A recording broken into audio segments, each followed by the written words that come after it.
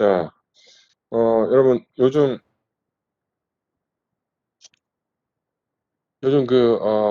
코로나 확진자가 굉장히 많이 나오고 있죠.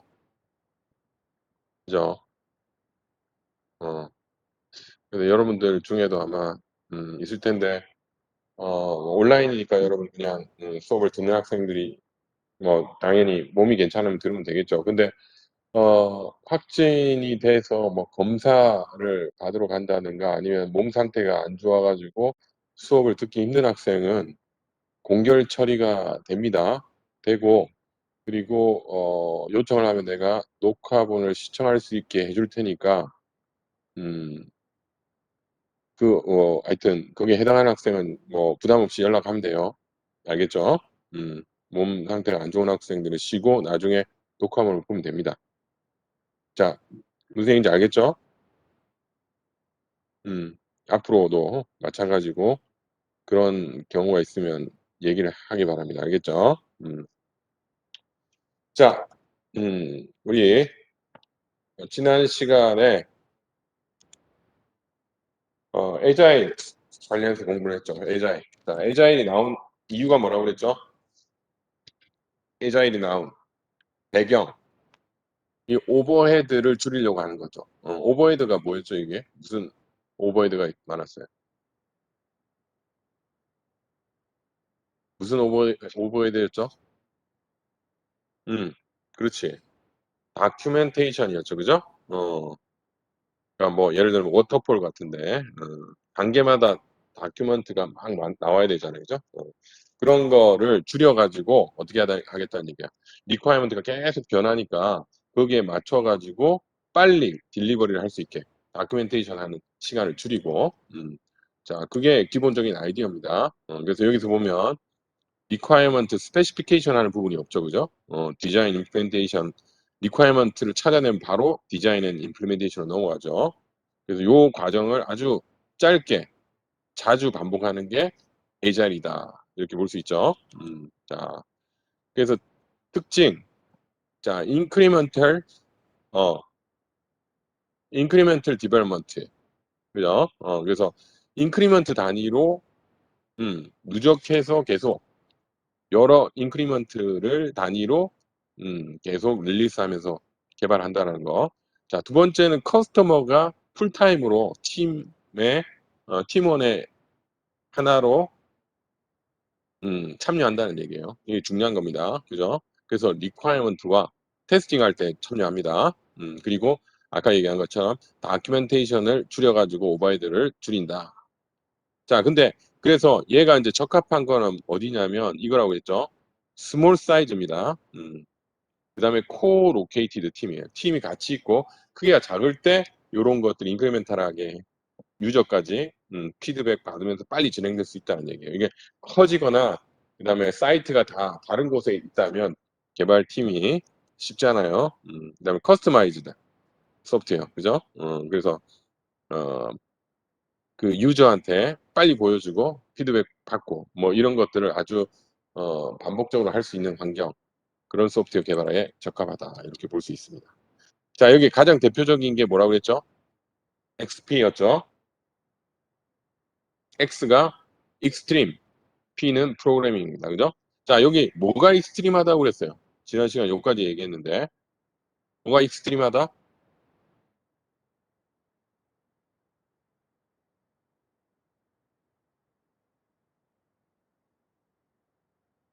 아, 이거 지난 시간 안 했어요? 이까지 내가 이까지 안 했어요. 오케이, 오케이. 그러면 내가 지금 이게 앞반하고 헷갈렸나 보다. 자, 그럼 익스트림 프로그래밍 여기서부터 하겠습니다. 익스트림 프로그래밍 XP라고 얘기를 해요. 이게 뭐냐면 가장 에자일 디벨롭먼트 방법론 중에 가장 인플루언셜 영향력이 있는, 그러니까 대표적인 거라고 보면 돼요. 에자일 하면 XP, 이게 대표적인 프로그래밍 방법론입니다. 자, 근데 여기서 익스트림이라고 얘기한 이건 뭘까? 뭐가 익스트림이라고 얘기를 하는 거냐면 뭘까? 여기서 익스트림은 인크리먼트 사이즈입니다. 인크리먼트 사이즈가 extremely small이라는 뜻이에요. 자, 어떤 의미인지 알겠어요? 인크리먼트 사이즈가 아주 작으니까 어떻게 될까요?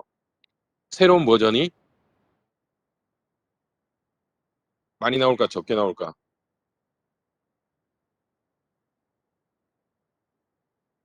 많이 나오죠. 그죠? 그래서 여기 보면 새로운 버전들이 하루에도 여러 번 나올 정도로 많이 나온다는 게 extremely small이다. 인크리먼트가. 그러니까 이터레이션은 계속 하는 거예요. 아주 짧은 단위로. 그리고 딜리버리는 2주에 한 번 정도 나올 정도로 많이 나옵니다. 2주에 한 번 새로운 버전이 나오는 거예요. 그러니까 딜리버리 되는 버전. 릴리스 버전입니다. 그죠? 릴리스 버전이 2주에 한 번씩 막 바뀔 정도로. 그리고 모든 테스트가 빌드할 때마다 모든 테스트, 그 전에 있는 모든 테스트를 수행하게끔 하는 게 XP다. 이렇게 볼 수 있습니다. 자, 어떤 의미인지 알겠죠? 에자일의 익스트림한 케이스다. 인크리먼트 사이즈가 아주 작은 익스트림한 케이스다. 이렇게 이해를 하면 되겠죠? 자, 그래서 이 XP가 릴리스하는 사이클을 보면 이렇게 돼 있어요. 자, 뭐냐면 먼저 이번 이 릴리스 하는데 필요한 유저 스토리. 자, 여기 리콰이어먼트입니다. 뒤에서 바로 볼 거예요. 그걸 선택을 한 다음에 그 스토리를 태스크 단위로 나누고 그 다음에 여기서 요번 릴리스는 그 태스크 중에 어떤 걸 하겠다라고 결정한 다음에 플래닝을 하죠. 그런 다음에 이제 디벨롭먼트, 인테그레이트, 테스트 이거 계속 하는 거예요. 그리고 나서 소프트웨어 릴리스하고 그리고 이밸리에이션하고 또 그 다음 단계로 넘어가는 거예요. 자, 무슨 얘기인지 알겠어요? 유저 스토리를 정해가지고 그걸 나눠서 인크리먼트로 나눠서 어 그거를 인크리먼트 단위로 개발하고 합치고 테스트하고 그렇게 해서 하나의 요 유저 스토리에 대한 릴리스를 만들어내서 아, 소프트웨어를 만들어내서 릴리스 한다는 뜻이에요. 이걸 계속 반복하는 거예요. 짧은 기간 동안. 자, 자 이해됩니까? 음. 자, 기본적으로 이런 게 XP다. 이렇게 볼 수 있고요. 그 다음에, 자, 이제, 그러면 XP의 릴리스 사이클을, 아니, 저기, 프랙티스를 한번 보자. 봅시다. 가장 중요한 키 프랙티스. 자, 요 네 가지가 가장 중요한 특징이에요. 그러니까, 요렇게 해야 된다는 뜻이에요. XP를 여러분들이 개발한다는 뜻은 요거를 해야 된다는 뜻이에요. 자, 요거 하나씩 보면 여러분들이 이제 XP가 어떤 거라는 거를 이제 감을 잡을 겁니다. 자, 봅시다, 먼저. 자, 뭐냐면, requirement를 찾기 위해서 뭘 하냐면, 유저 스토리를 사용합니다. 자, 아까 우리가 이 특징 중에 하나가 뭐라고 그랬죠? 커스터머나 유저가 XP 팀의 일원이라고 얘기했죠. 그죠? 그러니까 커스터머가 아예 그 팀에, 개발팀에 들어가는 거예요. 그럼 뭘 하느냐, 이 사람이, 이 유저, 커스터머가 하는 일이 뭐냐면, 첫 번째가 이겁니다. requirement에 대해서 디시전을 하는 거예요. 그러니까 정하는 거예요. 리퀘어먼트 뭘 리퀘어먼트로 할 거다라는 거를 이 사람들이 정하는 거예요. 유저가. 개발자가 아닙니다. XP에서. 자, 그러면 이거는 유저들은 그야말로 그냥 유저죠. 개발자가 아니죠. 그러니까 테크니컬한 어떤 지식이 있는 사람들이 아닙니다. 그래서 이 사람들은 유저 리퀘어먼트를 어떤 형태로 보여주냐면 스토리 혹은 시나리오로 보여줘요. 시나리오로. 자, 예를 들어서 어, 어, 쇼핑몰 사이트를 하나 만든다라고 하면 스토리를 알려주는 거야. 이 사람이 오늘 뭘 사고 싶어서 그 사이트에 했더니 첫 화면에 이렇게 나와가지고 오늘 뭐 예를 들어서 할인하는 거를 찾기 위해서 어떤 경로를 통해서 어떤 카테고리를 통해서 어떻게 가가지고 거기서 검색해서 찾아서 주문하는 것까지 이 스토리처럼 만들어낸다는 얘기예요. 혹은 시나리오. 자, 시나리오는 뭐 어떤 게 있을까? 여러분, 예를 들면, 게임 같은 거 어때요? 시나리오로 적을 수 있겠죠? 사용자가 내가 이 게임이 이렇게 진행되면 좋겠다. 스테이지 1에는 처음에는 어떤 게 나오고, 어떤 무기가 나한테 주어지고, 어떤 거를, 장애를, 어, 헤쳐나가면 이 스테이지가 끝난다. 이런 걸 시나리오로 얘기할 수 있겠죠. 그죠? 그 유저가 이런 식으로 표현을 한다는 게 리퀘어먼트를. 자, 그러면 개발팀에서는 어떻게 하냐면 요 스토리들을 카드에다가 적어가지고 어떻게 하냐면 쪼갭니다. 쪼개가지고 임플리멘테이션 태스크 형태로 이 스토리나 시나리오를 만들어낸다는 얘기예요. 자, 그리고 나서 누가 최종적으로 결정을 할까요? 이번 릴리스의 리퀘어먼트, 그러니까 유저 스토리는 누가 결정한다? 커스터머가 결정합니다. 커스터머. 개발팀이 아니라 개발팀은 이렇게 쪼개가지고 태스크별로 나누는 것뿐이고 여기서 결정을 합니다. 그래서 이번 다음번 릴리스에 뭘 집어넣을 건지에 대해서 커스터머가 결정한다. 그래서 그때 이제 뭘 고려하냐면 프라이어리티, 그죠? 우선순위가 뭐냐, 그리고 스케줄 대충 어떻게 될 거냐 이런 것들 고려해서 유저가 선택을 한다. 자, 그래서 첫 번째 특징이 뭡니까? XP. 유저가 리퀘어먼트를 만들어낸다는 얘기. 자, 됐죠? 그러니까 기존에 있던 거랑 좀 다릅니다. 왜? 유저가 팀원으로서 이런 일을 하니까. 자, 그 다음에 뭐가 있냐면 리팩토링이라는 게 있어요. 리팩토링. 자, 리팩토링이라는 단어 들어봤나요? 자, 이 단어도 많이 쓰이죠, 그죠? 자, 이게 뭐냐면 이겁니다. 한마디로 얘기하냐면 이런 거예요. 기존에 있는 코드 있죠, 코드. 걔를 리스트럭처링 하는 거예요.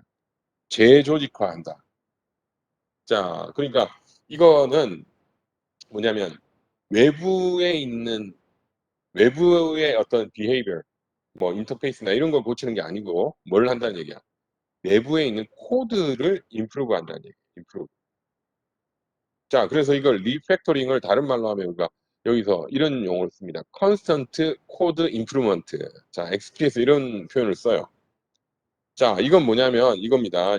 사용자가, 그러니까 요 프로그래밍 팀이 항상 어떻게 하냐면 소프트웨어에 그러니까 임프루브먼트, 뭔가 개선할 여지가 있는 게 있는지를 찾는 거예요.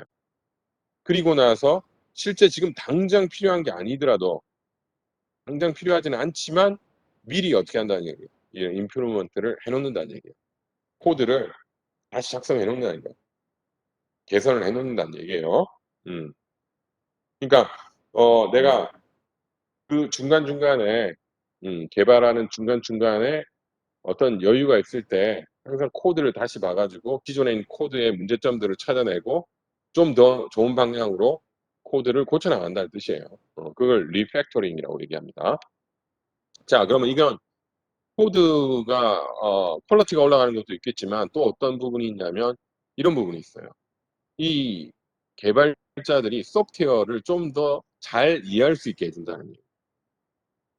자, 우리가 이 지금 XP, 에자일의 문제점이 뭐냐면 스페시피케이션을 안 한다고 그랬죠. 그죠? 그러니까 리퀘어먼트를 제대로 다큐멘테이션을 안 한다는 뜻이에요. 대신에 요런 리팩토링을 하면 그 개발자들이 소프트웨어를 더 잘 이해하기 때문에 이 다큐멘테이션을 해야 되는 필요성이 줄어든다는 얘기예요. 머릿속으로 이미 코드의 구조를 잘 알게 됐다라는 거예요. 이걸 통해서 그게 하나의 또 장점이 될 수 있어요. 자, 그러면 어, 이 리팩토링의 예가 어떤 게 있냐면 이런 거예요. 자, 여러분 이제 오브젝트 오리엔테이션이다. 예를 들어서 그러면 클래스를 만들잖아요, 그죠? 근데 그때 막 작성할 때는 막 빠르게 막 하느라고 몰랐는데 나중에 이제 코드를 다시 보니까 이 클래스하고 저 클래스하고 중복되는 데이터 멤버하고 멤버 펑션이 많더라. 자, 그럼 어떻게 하면 될까요, 여러분?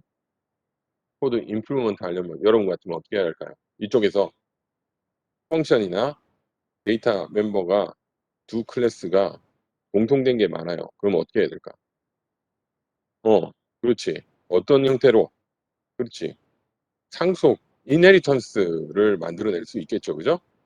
자, 그러면 어떻게 돼? 이네리턴스를 만들어내면 여러분 코드에 중복되는 부분을 줄일 수 있는 거죠.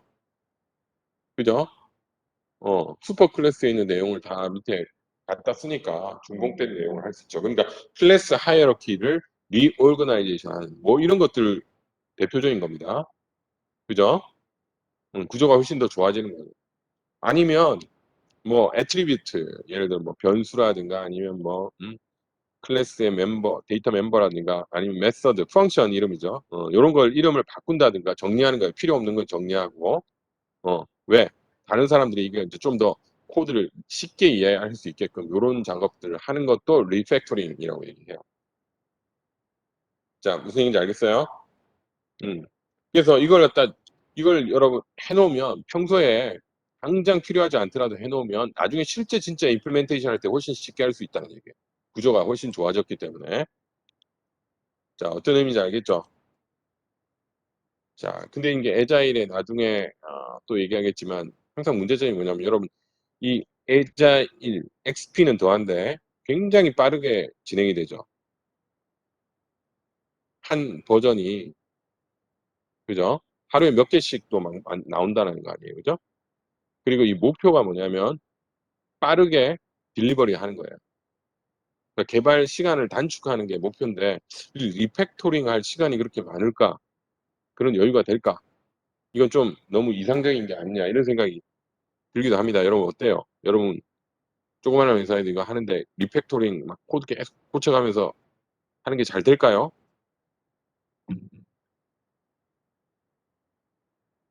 여러분 어떨 것 같아요? 별 생각 없나요? 어. 쉽지 않아요. 그죠? 그러니까 이 이론적으로는 이렇게 하면 참 잘 될 텐데 쉽지는 않다. 그래서 애자일은 참 이런 걸 제대로 지켜 나가야지만 원래 의도했던 목표를 이룰 수 있는 것 같다라는 생각이 들어요. 자, 오케이. 이게 이제 리팩토링 두 번째 특징입니다. XP의. 자, 세 번째는 뭘까? 테스트 퍼스트 디벨롭먼트입니다. 자, 테스트를 먼저 개발한다는 뜻이에요. 자, 이게 무슨 말이에요? 자, 여러분은 어떤 리퀘어먼트가 정해졌죠? 그러면 디자인 임플리멘테이션 그 시스템을 디자인하고 임플리멘테이션 하기 전에 뭐부터 한다는 뜻이에요? 코딩하기 전에 뭐부터 테스트부터 만든다는 얘기예요. 테스트. 이게 테스트인데 음, 테스트 프로그램입니다. 단순히 데이터가 아니라 그러니까 내가 코딩을 할 그 내용 있죠. 코딩 끝나고 나면 나올 그 코드가 동작하는 걸 예상을 해서 미리 뭐 이걸 테스트할 프로그램을 먼저 만들어 놓는다는 뜻이에요. 자, 무슨 얘기인지 알겠죠? 자, 그럼 이게 어떤 이점이냐면 자, 리퀘어먼트를 좀 더 명확하게 할 수 있다는 얘기예요. 코딩하기 전에. 그러니까 테스트는 여러분 테스트를 제대로 하려면 테스트 케이스를 아주 디테일하게 찾아내야 되겠죠. 그죠? 익셉션 날 수 있는 그런 것들을 다 찾아내 가지고 테스트 해 봐야 될 거 아니에요. 그죠? 밸리드한 인풋 말고도. 그죠? 그렇게 그걸 찾으려는 노력을 하면 requirement를 좀 더 깊이 있게 이해를 해야 그런 것들이 나와요. '아 이거는 invalid한 놈이구나. 얘는 valid한 인풋이구나.' 이런 것들 다 걸러내야 되기 때문에 그래서 requirement에 대한 이해도가 좀 더 올라간다. 이런 게 또 장점이 될 수 있어요. 테스트를 먼저 음 만들면 그리고 나서 코딩을 하면 음 그런 부분들도 더 고려할 수 있다 이런 뜻이죠. 자, 그래서 여기 보면 새로운 리리스가 빌드 될 때마다 어떻게 한다는 거죠? 모든 컴포넌트 테스트를 실행을 한다. 음. 매번 음 그전에 했던 것들, 그전에 인크리먼트에 대한 테스트들도 항상 한다는 얘기예요. 누적해서. 자, 그래서 아까 얘기한 것처럼 이 테스트라는 게 프로그램이에요. 단순히 데이터가 아니라 이렇게 자동화시키기 위해서 프로그램 작성하는 걸 얘기한다. 자, 그리고 이 테스트 과정에서 유저죠.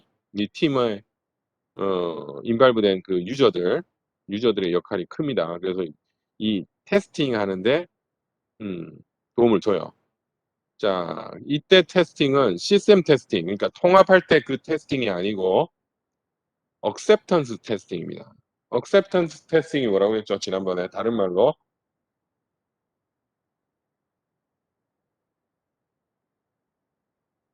다른 말 뭐라고? acceptance testing. 자, 개발 회사에서 하는 마지막 테스트. 시스템 테스팅은 개발자들이 개발해온 그죠? 개발한 내용을 두 개를 인테그레이션 하기 위해서 그 사이에 있는 인터페이스들을 주로 테스팅하는 거고, 그게 테스팅 끝나고 나면 전체적으로 시스템 전체적으로 유저가 마치 사용하듯이 유저 데이터로 테스팅 막 해나가는 그 단계, 그걸 뭐라고 얘기했죠? 알파 테스트라고 얘기했죠. 그죠? 음. 그게 그 회사에서 하는 마지막 테스트예요. 유저처럼 유저 데이터로 하는 거. 그게 끝나고 나서 외부에 있는 유저들이 테스트해 주는 게 베타 테스트라고 얘기했잖아요. 그죠? 그러니까 여기서는 이 유저들은 어떤 테스트 하는데 도움을 준다? acceptance 테스트. 그죠? 실제 유저 사용하는 거. 됐나요? 이게 이제 세 번째입니다. 세 번째 어, 우리 특징이에요. practice, XPL. 자, 네 번째 한번 봅시다. 네 번째. 자, 네 번째는 페어 프로그래밍이에요. 페어 프로그래밍. 자, 페어 프로그래밍 이 장 내가 한번 얘기해 볼게요. 페어 프로그래밍 무슨 뜻일 것 같아요? 프로그래밍은 어떻게 한다는 뜻 같아요? 어? 프로그래밍 어떻게 한다고? 그렇, 어, 페어니까 몇 명이서 하는 거야? 페어. 그렇지. 짝으로 하니까 몇 명이에요? 두 명이죠. 두 명이서 프로그래밍 하는 거예요. 자, 여러분 지금 한번 생각해 봅시다. 여러분들한테 자, 두 명이서 지금 프로그래밍 하라라고 하면 어떻게 할 것 같아요? 둘이서. 여러분한테 지금 당장 페어 프로그래밍 해. 두 명이서 짝을 이뤄서 프로그래밍 해. 이러면 둘의 역할을 어떻게 할 것 같아요? 자, 그냥 여러분 아이디어 일을 나눈다. 근데 지금 전제는 뭐냐면 여러분 PC가 하나입니다. 키보드 하나예요. 마우스 안 하고 같은 책상에 옆에 앉아서 하는 거예요. 그거 페어 프로그래밍이에요. 자, 그러니까 PC가 하나다. 그럼 어떻게 할까? 나눈다. 시간으로 나눈다. 오케이. 그 방법이 있고 또, 음, 또 한번 생각해봐요. 여러분 둘이서 프로그램 한다. 어, 음, 자, 여러 가지 아이디어가 나오네요. 그죠?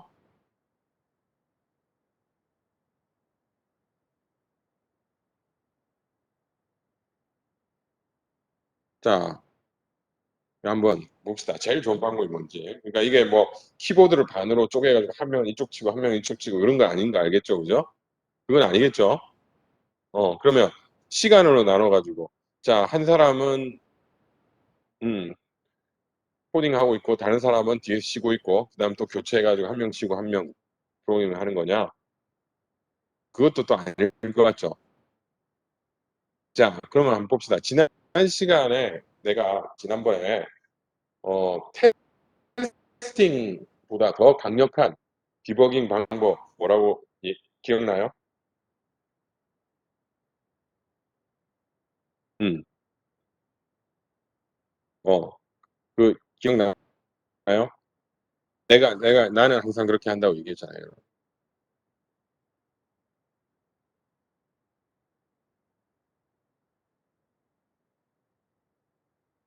얘기한 거 기억 안 나요? 어, 인스펙션 기억나요? 기억나죠? 여러분 내가 그냥 여러분들 그런 게 좋다 뭐 그냥 지식으로 여러분들한테 전달하려고 하는 게 아니고 진짜 어마어마한 효과가 있어요. 여러분 꼭 해봐요. 내가 해보라고 그랬잖아요. 그죠? 바로 빌드하는 거 그래가지고 그 컴파일 에러 메시지 보고 디버깅 하는 거하고 비교도 안 됩니다. 코드의 퀄리티가 그러니까 그 로직 있죠, 로직. 단순한 그런 에러가 아니라 진짜 로직 자체에 뭐가 빠져 있거나 잘못된 걸 잡아낼 수 있어요. 인스펙션을 하면 아주 강력한 방법이라고. 특히 소프트웨어가 크리티컬하면 크리티컬할수록 인스펙션을 훨씬 더 많이 해요. 어떤 게 크리티컬하다고 얘기했죠? 예를 들면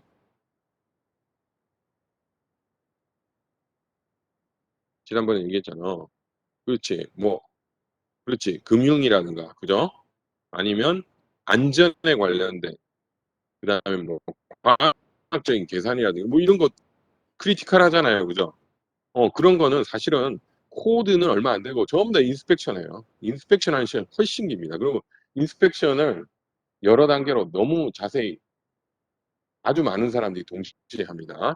어, 그 정도로 인스펙션이 중요해요. 그걸 다른 말로 하면 코드 리뷰한다는 얘기도 같은 얘기죠. 그죠? 그죠? 자, 그러면 이제 내가 설명을 했으니까 어떻게 할 것 같아요? 그러면 이제 그러면 자, 페어 프로그래밍 둘이서 합니다. 어떻게 하면 제일 좋을까요?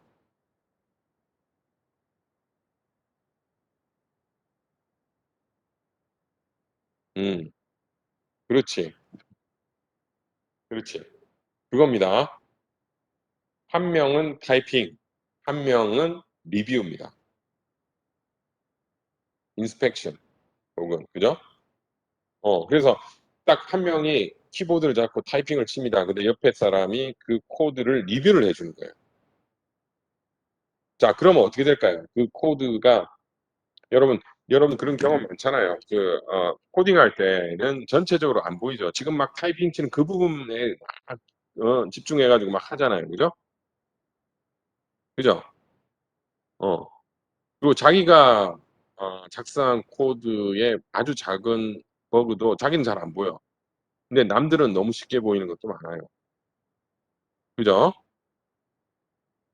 그래서 이렇게 하면 굉장히 코드의 퀄리티가 올라갑니다. 그러니까 둘이서 어떤 걸 내가 작성한다라고 얘기를 시작하고 한 명 타이핑하고 얘가 그 로직을 다 제대로 구현하고 있는지 옆에서 한 명 봐주면 내가 혼자서 다 하고 내가 처음 다시 돌아가서 리뷰하는 것보다 더 효과가 좋을 수 있어요.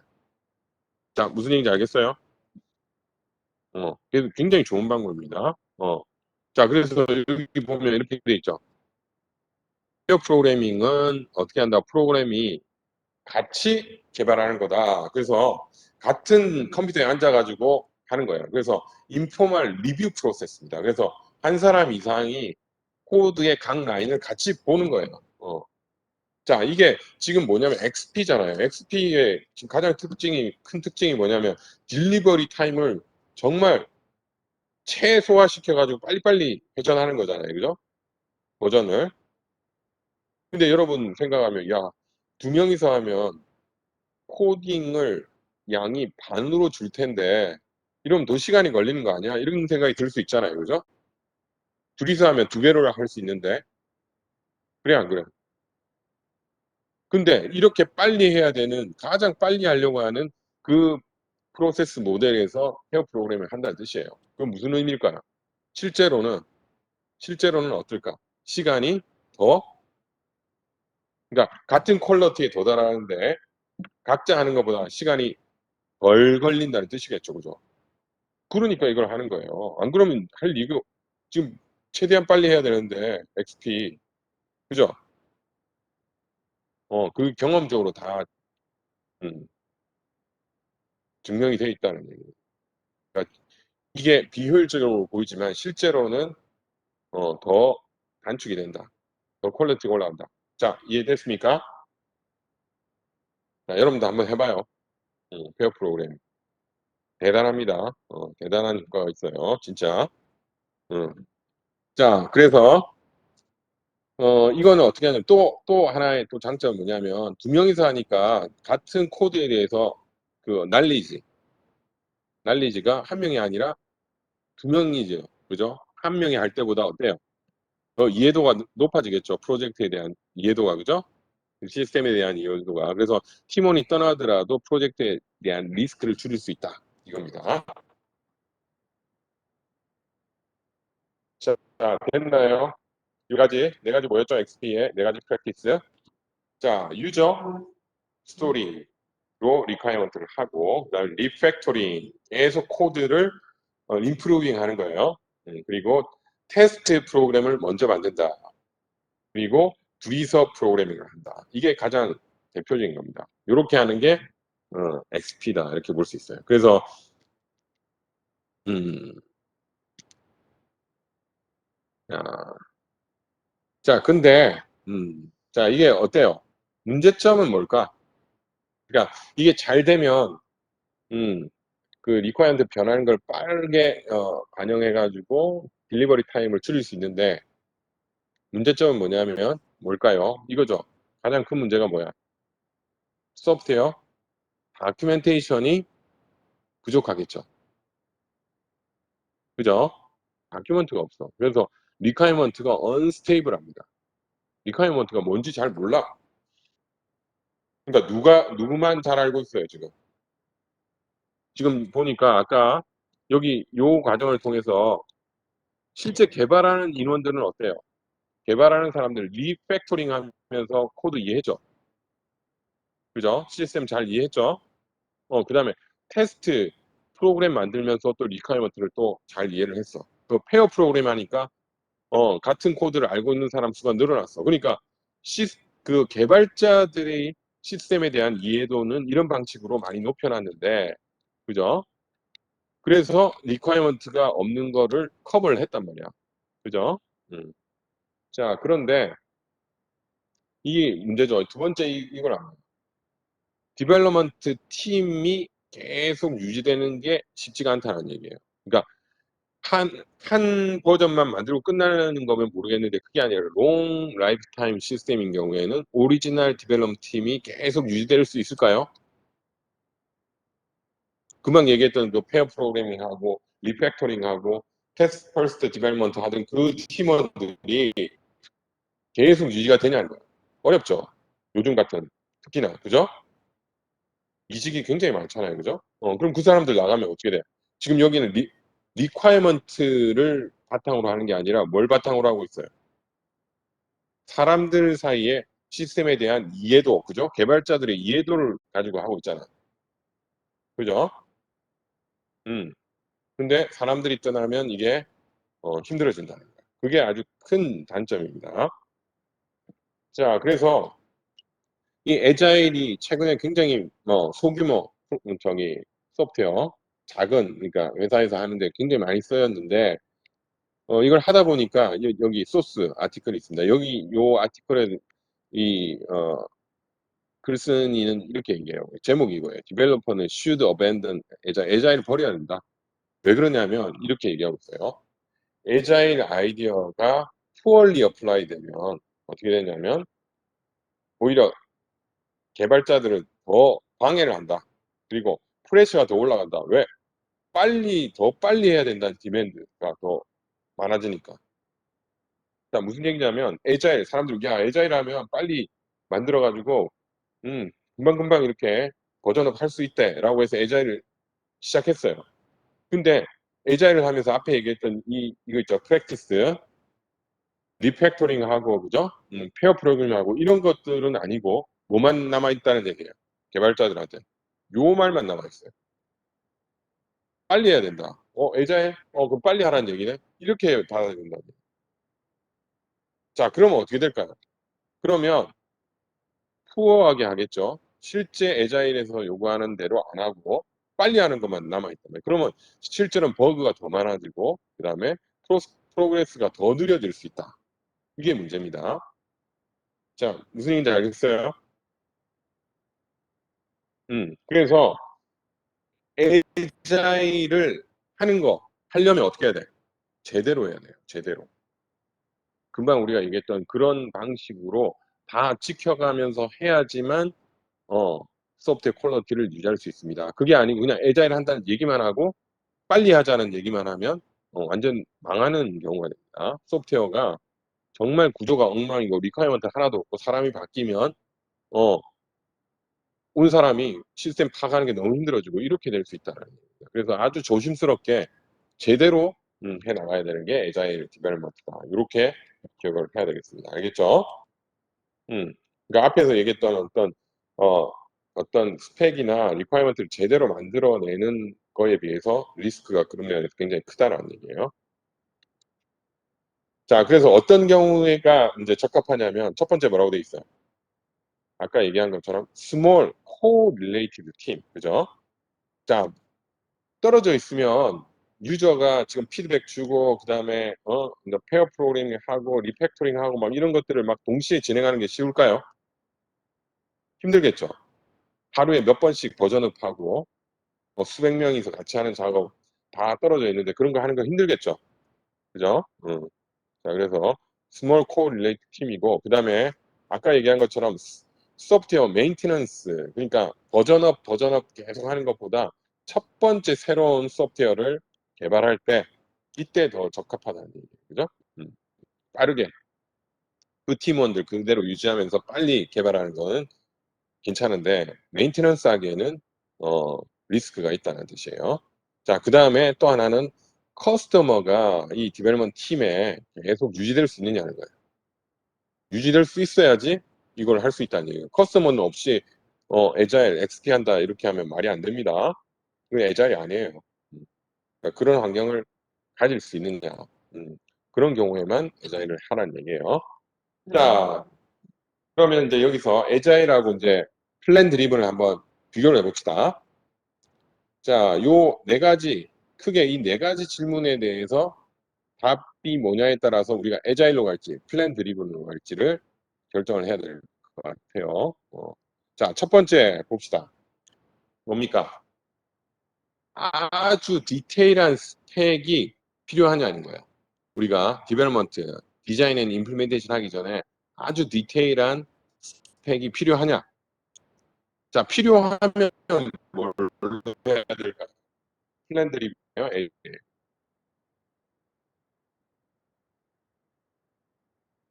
그렇지. 플랜 드리븐이죠. 아까 얘기했던 아주 크리티컬한 것들, 그죠? 어떤 거? 금융에 관련된 거 아까 얘기했잖아요, 그지?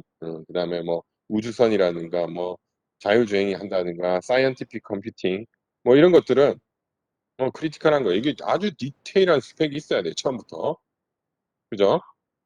그런 건 플랜 드리븐으로 가야 돼. 그게 아니고, 그게 아니다. 필요 없는 거. 예를 들면 내가 하고 싶어도 잘 안 되는 것도 있죠. 어, 예를 들어 게임은 뭐 처음부터 끝까지 다 만들어 놓고 시작하면 좋은데 그게 아닐 수 있죠. 해보면서 뭔가를 리퀘어먼트가 막 변할 수 있는 거예요. 그러니까 처음에는 아주 러프하게 기본적인 아이디어로 시작해가지고 리퀘어먼트 계속 리파인, 그죠? 새로운 버전을 리파인해 나가는 거. 음.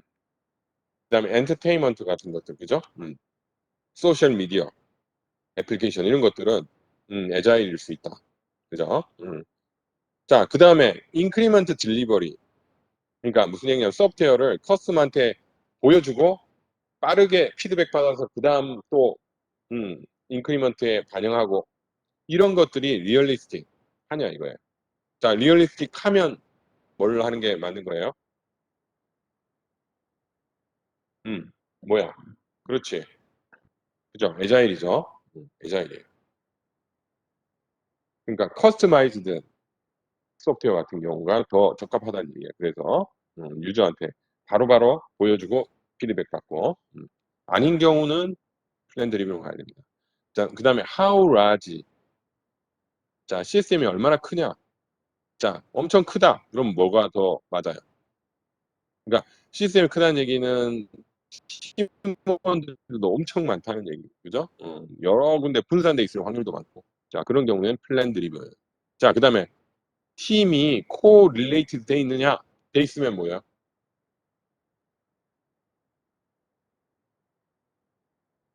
코 릴레이티드 돼 있으면 그렇지, 에자일. 분산돼 있으면 에자일 하기가 힘들다. 이런 얘기죠. 자, 요거 이해 됐나요? 구분되나요, 여러분? 확실히 이제 자, 그래서 에자일과 플랜 드리븐을 이렇게 구분을 해봤습니다. 자, 여러분 이제 충분히 구분할 수 있을 거라고 봅니다. 자, 자, 근데 이제 실제로는 어떤 프로젝트를 할 때, 특히 큰 프로젝트를 할 때 모든 컴포넌트 서브 시스템을 다 둘 중에 하나로 딱 정하느냐, 모든 걸 다 에자일로만 하고 플랜 드리븐으로 하느냐, 그건 아니라는 얘기죠. 자, 그래서 각 서브 시스템 혹은 컴포넌트에 따라서 다른 프로세스를 어댑트, 자, 우리가 채택할 수 있다는 얘기예요. 그죠? 음. 자, 그러면 여기다 한번 봅시다. 이렇게 UI, 엔테인먼트 컴포넌트, autonomous driving. 자, 있다고 치면 여기서 여러분 플랜 드리븐에 제일 적합한 게 뭘까요? 여기서 플랜 드리븐. 그렇죠. 그죠? 그렇겠죠, 그죠? 여러분. 거기는 디테일한 스펙을 딱 가지고 처음부터 시작해야 되잖아요, 그죠? 맞죠? 음. 자, 그러면 에자일은 뭐가 제일 적합해? 에자일. 어, 그렇지. UI, 그죠? UI. 처음에 러프하게 시작해서 유저한테 계속 피드백 받으면서 버전업 하는 거죠. 엔테인먼트 컴포넌트, 예를 들어 차라고 생각해봐. 이게 차시 소프트웨어라고 생각하면 UI도 있고, 여기 실제 핵심되는 알고리즘도 있고, 그 다음에, 엔터테인먼트 컴포넌트 차에 비디오, 오디오 뭐 이런 것들. 그죠? 그런 것들은 어때? 얘는 한 중간쯤 되는데, 에자일에 더 가까울 수 있겠죠. 그죠? 유저들의 피드백을 받아 보는 게 필요하니까 어떤 걸 더 좋아할지. 그죠? 음, 음. 그렇게 판단을 할 수 있다. 이렇게 생각하면 되겠습니다. 자, 그러면 지금까지 우리가 소프트웨어 프로세스 모델들 많이 배웠죠? 뭐 했는지 한번 정리해 볼까요? 지금까지 한 거. 자, 플랜 드리븐이냐, 에자일이냐는 건 그냥 분류하는 용도고, 실제 프로세스 모델 뭐 배웠나요? 그렇지. 워터폴. 또, 또,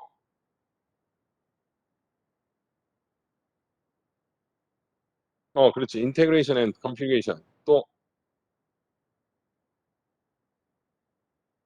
또 하나 더 있었잖아. 우리 맨 처음에 배울 때. 가장 제너럴한 거. 그렇지. 인크리멘탈 디벨롭먼트. 그죠? 이거 다 기억나죠, 여러분? 그 다음에 프로세스 이터레이션을 하기 위해서 인크리멘탈 딜리버리도 있었고, 자, 금방 얘기한 이런 것들을 다 통합해가지고, 음, 하나로 만들어낸 대표적인 게 뭐였죠? 우리 배운 거? 워터폴부터 해가 이거 모든 거, 그렇지. RUP 배웠죠? RUP. 그죠? 그리고 자, 에자일 중에 제일 대표적인 거 뭐 배웠나요, 오늘? XP 배웠죠? 자, 그래서 여러분들 이런 것들 배웠단 말이야. 어. 자, 그리고 이것 말고도 사실은 아주 많은 소프트웨어 프로세스 모델들이 나왔고, 지금도 쓰이고 있고, 그죠? 있습니다. 그래서 어떤 거는 처음에 많이 쓰이다가, 그 다음에 별로 안 쓰게 된 것도 있고, 지금 한참 열심히 쓰는 것도 있고, 그죠? 예를 들면, 자, 그거 말고도 이게 스파이럴 모델, 그 다음에 Rapid Application Development, RAD라는 것도 있고요. 그 다음 DevOps라는 것도 있고, V-Shaped라는 것도 있고, Lean, Formal Method, 뭐 Clean Room 되게 많아요. 지금 나와 있는 것만 해도. 자, 그리고 앞으로도 어떨까요? 앞으로 또 분명히 나올 겁니다. 그러니까 이게 그 어떤 개발 환경이나 뭐 사이즈나 뭐 이런 게 변화해 감에 따라서 이게 새로운 모델들이 계속 나옵니다. 근데 중요한 건 뭐냐면 여러분, 어, 지금까지 우리가 배웠던 기본적인 모델들 있잖아요. 워터폴이라든가 뭐 인크리멘탈 딜리버리, 인크리멘탈 디벨먼트, 뭐 인테그레이션, XP, 그다음에 RUP 이런 것들을 이해를 하면 새로운 모델들을 딱 봤을 때 여러분들 충분히 쉽게 이해할 수 있어요. 그 비슷한 것들의 조합입니다. 근데 그런 거 하나도 모르면 이해하기 힘들어요. 그러니까 아주 베이직한 것들을 우리가 배웠다라고 생각하면 됩니다. 그래서 앞으로 여러분들이 회사에 나갔다. 그럼 거기서 쓰는 모델이 따로 있을 수 있어요. 그거는 근데 지금 이 지식을 가지고 그걸 보면 금방 알 수 있다는 얘기예요. 그다음에 소프트웨어들 툴들도 마찬가지라고 얘기했죠. 툴들도 어, 똑같은 일을 하지만 되게 다양한 툴들이 나와 있고 앞으로 나올 거예요. 그러면 여러분들 앞으로 개발할 그 소프트웨어에 맞는 툴들을 사용하면 돼요. 그거 툴 쓰는 거 익히는 거는 아무것도 아니라고 얘기했죠. 그래서 베이직한 이런 내용들을 여러분들 기억하고 있는 게 중요하다. 이렇게 얘기할 수 있습니다. 자, 됐나요? 그래서 자, 이제 다시 아주 일반적인 얘기를 하자면 이런 겁니다. 소프트웨어 프로세스 모델 우리가 원하는 딱 맞는 그죠? right 소프트웨어 프로세스 모델을 어떻게 선택을 하느냐? 그 많은 것들 중에 자, 뭐에 기반해서 이런 것들. 자, requirement flexibility 뭡니까? requirement가 얼마나 플렉스블하냐? 중간에 얼마나 바뀔 가능성이 많으냐? 뭐 요런 것들. 그다음에 스케일 소프트웨어의 사이즈가 얼마나 그죠? 크냐? 그다음에 복잡도. 그다음에 엔드 유저가 누구냐? 그다음에 커스터머가 인발브 될 수 있느냐? 인발브 돼야 되느냐? 그다음 프로젝트 리소스들이 얼마나 투입되고 어떤 종류의 것들이 있을 수 있느냐? 그다음 팀 로케이션이 어, 같이 팀들이 있는지 분산되어 있는지 뭐 이런 것들 다 종합해서 가장 적당한 거를 선택해야 된다. 그러려면 그 기본적인 소프트웨어 모델들의 특징들을 여러분들이 이해하고 있어야 되겠죠. 자, 그렇게 생각하면 되겠습니다. 자, 오늘은 여기까지 하겠습니다. 여러분, 질문 있는 학생.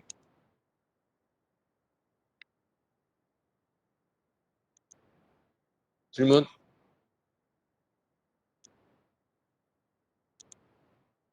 다음 시간부터, 아, 엔드 유저하고 커스터머 차이. 음, 엔, 엔드 유저, 거의 비슷하게 쓰일 수 있어요. 그러니까 엔드 유저는 사실은 그런 거죠. 그, 쉽게 얘기하면 돈을 주고 사서 쓰는 유저들 얘기하는 거죠. 그죠? 엔드 유저. 그런 의미. 그죠? 커스터머는 이 포텐셜리, 그죠? 잠재적으로 이걸 쓸 수 있는 그런 의미의 커스터머죠. 지금 그 두 개를 구분하자면. 됐죠? 자, 또 질문 있나요?